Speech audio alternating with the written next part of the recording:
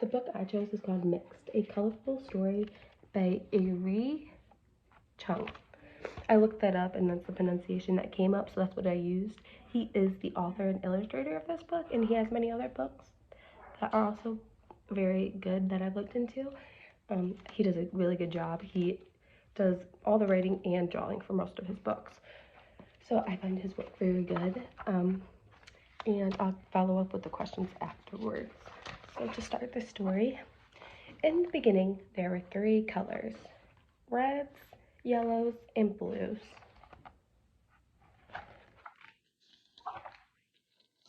Reds were the loudest.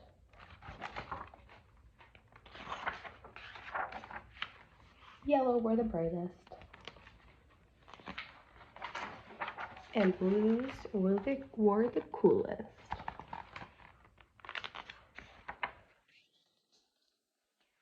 Everyone lived in color harmony until, so here they are living all together happily. One afternoon, a red shouts, "Reds are the best." Oh, look, everybody's so shocked. The yellows disagreed. "No, we're the best because we're the brightest." The blues were too cool to even respond. Then we got the yellows, and then the reds and the blues. Oh no. The colors decided to live in separate parts of the city. Oh, they got in a fight. So we got Redville, Blue Town, and Yellow Heights.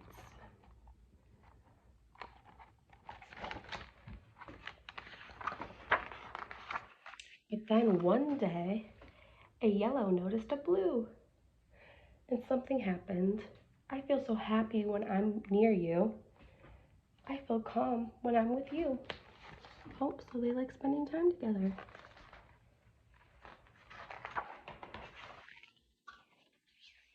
Yellow and blue became inseparable.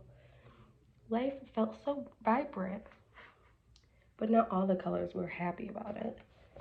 "I don't like yellow's effect on blue. The colors shouldn't mix. That blue isn't bright enough for yellow."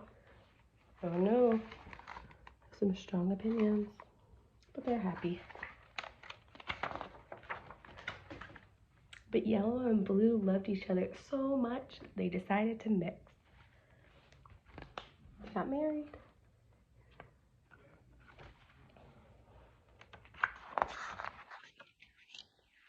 Together they created a new color. They named her Green. Green was bright like yellow, calm like blue, but she really was a color all her own.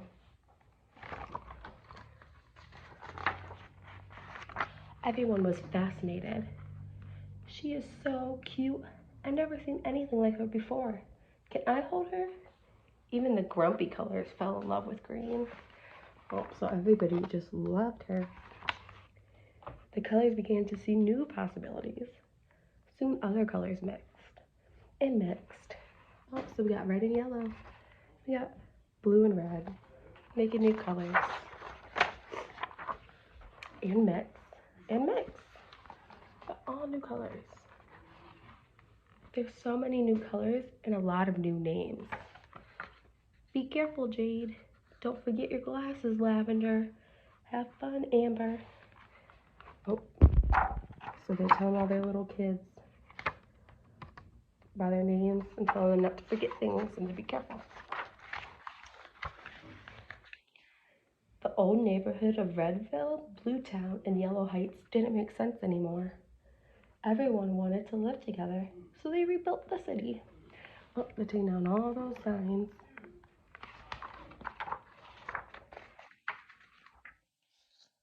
The new city was full of color, and it wasn't perfect, but it was home. So now they built back up a new city full of all different colors. The end. So I really like this book because I think it teaches the topic of being inclusive and opening and just a good citizen to others in such a way that kids understand and are able to take in very easily. I found a kindergarten standard and a first grade standard, but this book is recommended from K to third, so I think you could use it at any grade level as a read aloud, and then you could leave it open for discussion with the students, or you could have them do a writing prompt and like to work it into other areas as well. But the standards that I found that fit very well with it were the kindergarten standard, number 8. Under its human system, it's number 8, and it's individuals are unique but share common characteristics of multiple groups. And the first grade standard, under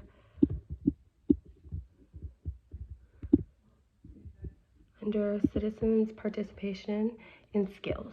Number 9, collaboration requires group members to respect the rights and opinions of others.